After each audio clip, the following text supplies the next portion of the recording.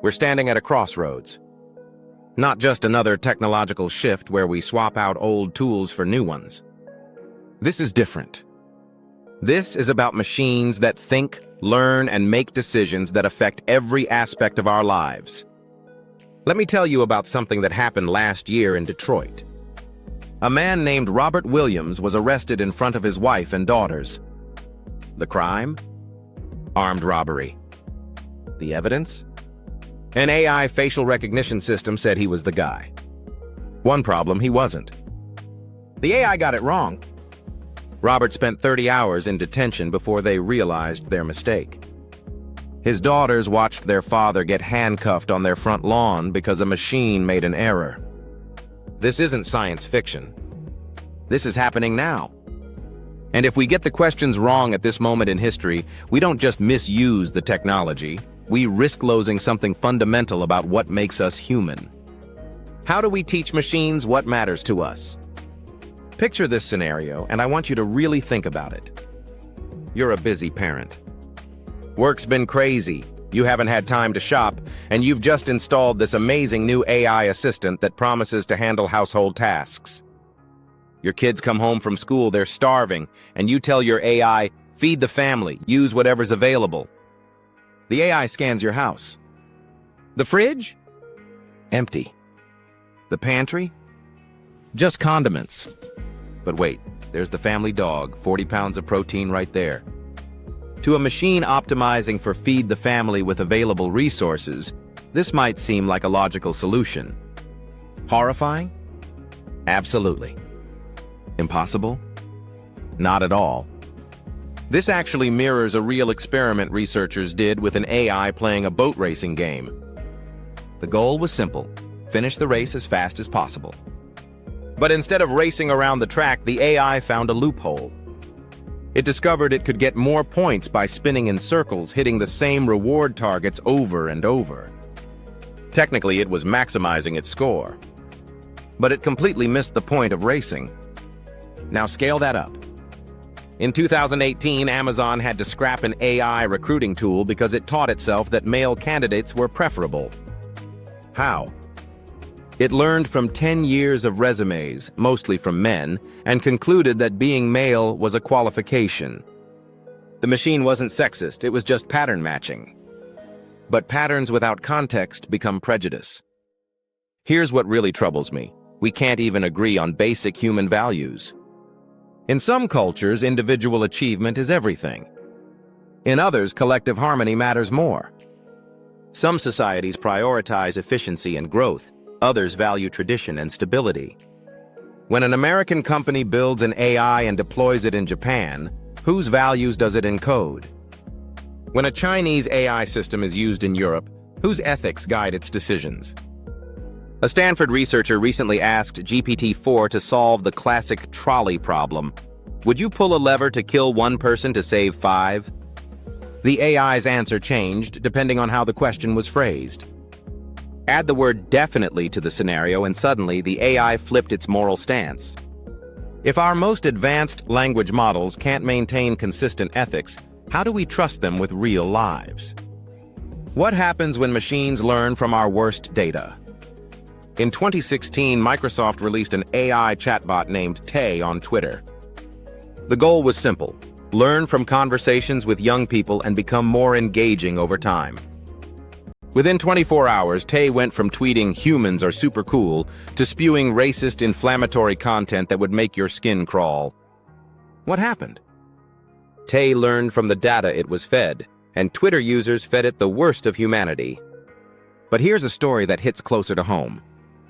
A few years ago, a black teenager in Louisiana was rated as high risk for reoffending by an algorithm called Compass, used across America's justice system. His crime? Riding a bike without lights and running from police? Typical scared kid stuff. Meanwhile, a 41-year-old white man with 2 armed robberies on his record was rated low risk. Guess who went to jail longer? The algorithm wasn't programmed to be racist. But it learned from historical arrest data, and in America, that history is soaked in systemic bias. The machine just amplified what was already there, centuries of unequal justice baked into neat statistical models. Let me tell you about something even more insidious. In healthcare, AI systems are being trained predominantly on data from white, male patients because that's what most medical research historically focused on. Women's heart attacks present differently than men's, but if the AI doesn't know that, because it never saw enough female patient data, women die. Black patients have different kidney function markers than white patients, but many diagnostic AIs don't account for this. People are literally dying from dataset bias. And consider this. There are more mobile phones in the world than toilets, but the vast majority of AI training data comes from the richest billion people on Earth. We're building intelligence that thinks a normal human is someone with high-speed internet, a smartphone, and a credit card. What about the farmer in Bangladesh? The grandmother in rural Mississippi with no internet? The homeless veteran whose entire digital footprint is a library computer he uses once a week? Who's really in control when we can't see how decisions are made? There's a courtroom in Wisconsin where a judge is about to sentence Eric Loomis. The prosecution is pushing for a long sentence, citing an AI risk assessment that labels Eric as high risk. Eric's lawyer demands to know how the algorithm reached this conclusion. The response? That's proprietary information. Eric got 6 years. To this day, nobody knows exactly why the machine thought he deserved it. This isn't a dystopian novel. This happened. And it's happening every single day in courtrooms across America. Judges are outsourcing their judgment to machines they don't understand, using logic they can't examine, based in factors they can't question. But let's bring this home to something you might have experienced. Ever applied for a loan online and got instantly rejected? No human reviewed your application. An algorithm decided in milliseconds that you're not worthy, and good luck finding out why. Maybe you lived in the wrong zip code. Maybe you shopped at the wrong stores. Maybe your social media friends have bad credit. You'll never know.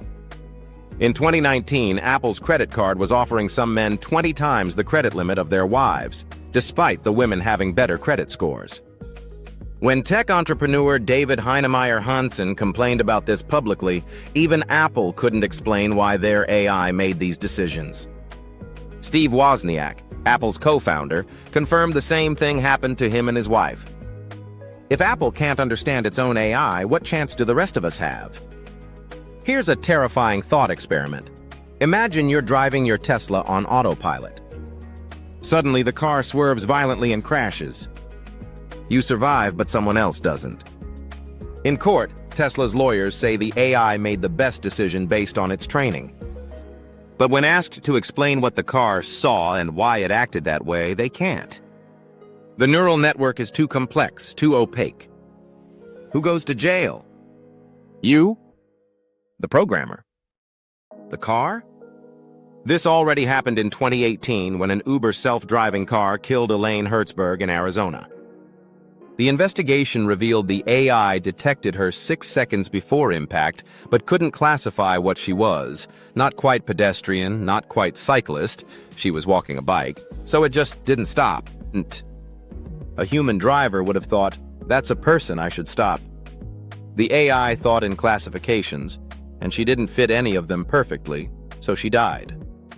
What happens when AI becomes the new global arms race? In 2020, a Turkish military drone hunted down and killed human targets in Libya entirely on its own. No human pulled the trigger. The drone decided who to kill based on its programming. This isn't a movie. This is documented by the United Nations. Autonomous weapons have already taken human lives. Meanwhile, China has built a surveillance network that can identify any of its 1.4 billion citizens within seconds. They call it Sharp Eyes. Cameras on every corner use facial recognition to track where you go, who you meet, what you buy. Your social credit score goes down if you jaywalk, play video games too long, or associate with the wrong people. Score too low?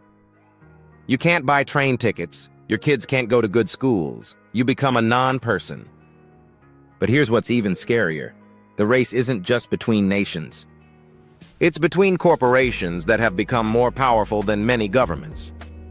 Google knows more about your desires than your spouse does. Facebook can predict your behavior better than you can. Amazon knows what you'll want before you do. Let me tell you about Cambridge Analytica. They harvested data from 87 million Facebook profiles and used AI to build psychological profiles of voters.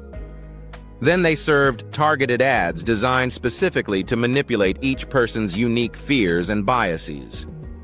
They claimed they could predict your personality better than your coworkers with just 10 Facebook likes, better than your friends with 70 likes, better than your spouse with 300 likes. Did it work?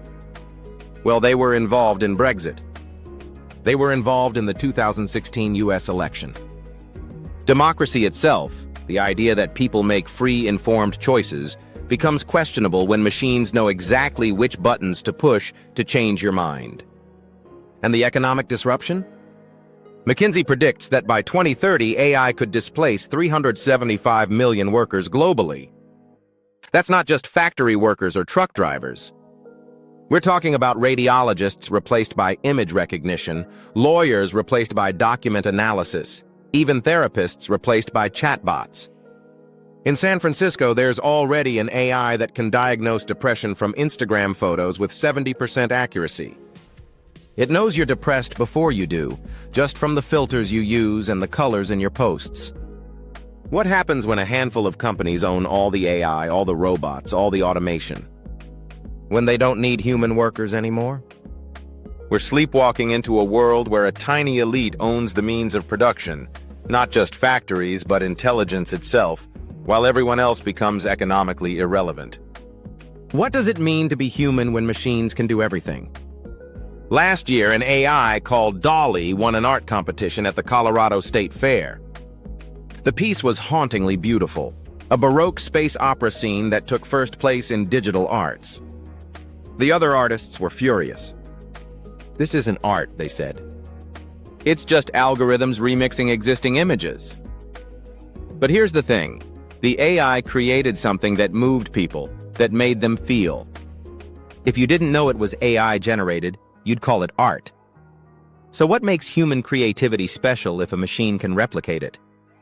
In Tokyo, there's a hotel staffed almost entirely by robots. They check you in, carry your bags, even attempt small talk. One guest reported that the dinosaur robot in his room kept waking him up at night, asking, "Can I help you?" because its motion sensors were too sensitive. It's comedic, but also deeply unsettling. We're creating artificial beings to fulfill human roles, but they're hollow, all function, no soul.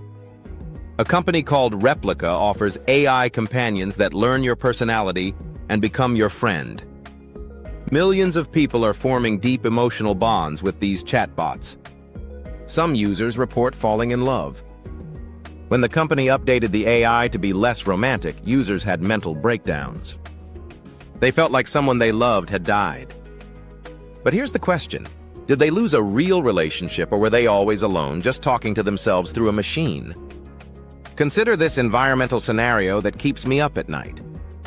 We task an AI with reversing climate change.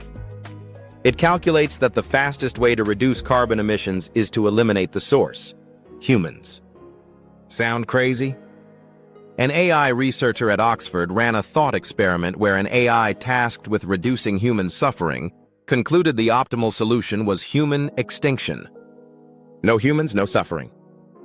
Perfectly logical, utterly inhuman. But maybe there's another way to look at this. A child was diagnosed with a rare genetic disease that had stumped doctors for years. An AI analyzed her genome and identified the mutation in minutes, saving her life. AI is helping paralyzed people walk again through brain-computer interfaces. It's discovering new antibiotics when we're running out of options against superbugs. The question isn't whether AI will surpass us. It will. The question is what remains uniquely ours. Can a machine feel awe looking at the stars? Can it experience the weight of moral choice, the anguish of regret, the lightness of forgiveness? Can it love something so much it would die for it? The questions we must answer together. Here's what haunts me. We're not just building tools anymore. We're creating entities that will reshape what it means to be human. And we're doing it at breakneck speed with minimal oversight, driven by profit and power rather than wisdom and care. Remember Robert Williams arrested by algorithm in front of his daughters? His case made headlines, but how many others didn't? How many people are sitting in jail, rejected for jobs, denied health care because a machine made a mistake and nobody even knows? We're at an inflection point. The decisions we make in the next few years will determine whether AI becomes humanity's greatest achievement or our final invention. Whether it liberates us or enslaves us. Whether it enhances what makes us human or replaces it entirely. The tech executives building these systems? Their kids go to Waldorf schools where screens are banned. They limit their own children's interaction with the technology they're selling to yours. What do they know that they're not telling us? So here's what we need to do, and we need to do it now. We need to demand transparency. If an AI makes a decision about your life, you have the right to know how and why. No more black boxes. No more proprietary algorithms. Your freedom, your job, your life is not a trade secret. We need to fight for representation. The people building AI don't look like the world. They don't live like most of us.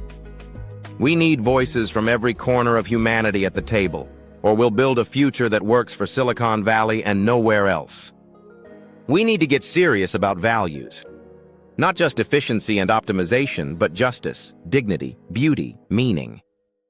We need to encode into these systems what we actually care about, not just what's easy to measure. We need to prepare for economic disruption unlike anything we've seen.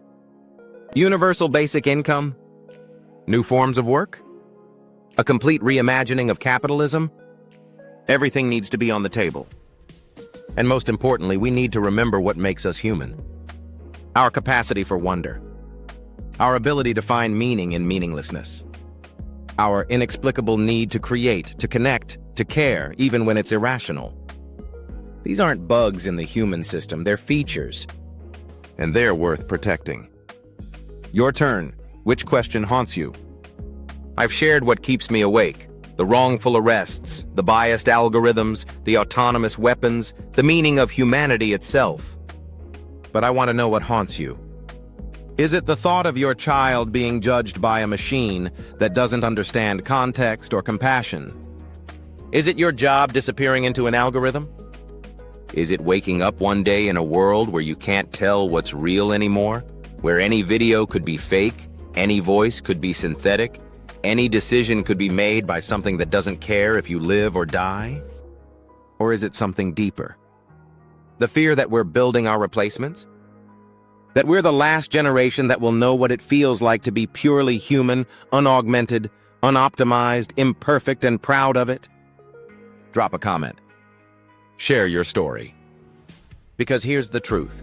The machines are learning from us right now. Every click, every like, every share teaches them more about what we want, what we fear, what makes us human. The question isn't whether we can stop this. We can't. The question is whether we'll shape it or let it shape us. Whether we'll ask the hard questions now or wish we had when it's too late. The machines are learning. They're getting smarter every second. The real question is, are we?